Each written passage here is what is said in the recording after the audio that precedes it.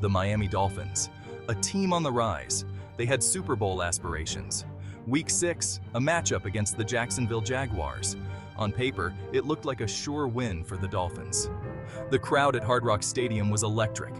The energy was palpable. This was their year, or so they thought. At halftime, the mood had shifted. The Jaguars, a team not to be underestimated, had come to play. They were leading the Dolphins 17-7. The Dolphins' offense, usually explosive and dynamic, was struggling. Tua Tagovailoa, the young quarterback, was having an uncharacteristically quiet game. The weight of the franchise was on his shoulders. The pressure was mounting. The fans were getting restless. The Dolphins needed a spark.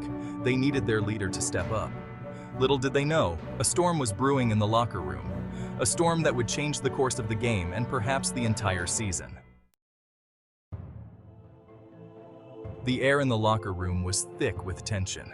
The silence was deafening, broken only by the sound of cleats on the floor. Coach Mike McDaniel, known for his calm demeanor, paced back and forth. He knew his team was better than this. They needed a wake-up call.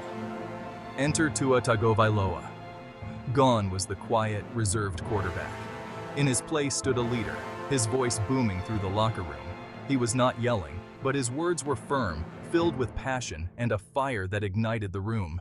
"This isn't us," he exclaimed, his words echoing off the walls. "We're playing scared, playing not to lose. This is our house. We need to play like it."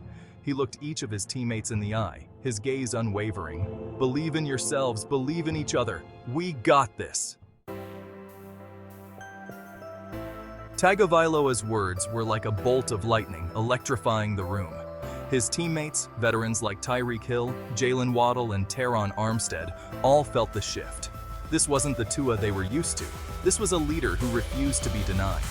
This transformation had been brewing. Coach McDaniel had seen it in him. Since taking over in 2022, McDaniel had fostered a culture of trust and belief in Tua. He saw the potential, the talent that had made Tua a star in college. Now, it was all coming together. The contract extension Tua had signed in the offseason wasn't just about money. It was a statement of belief, a commitment to building something special in Miami. And Tua was determined to prove them right.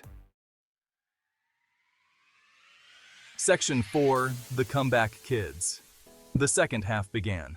The Dolphins took the field, a renewed sense of purpose in their steps. Tua was different. He was sharper, more decisive.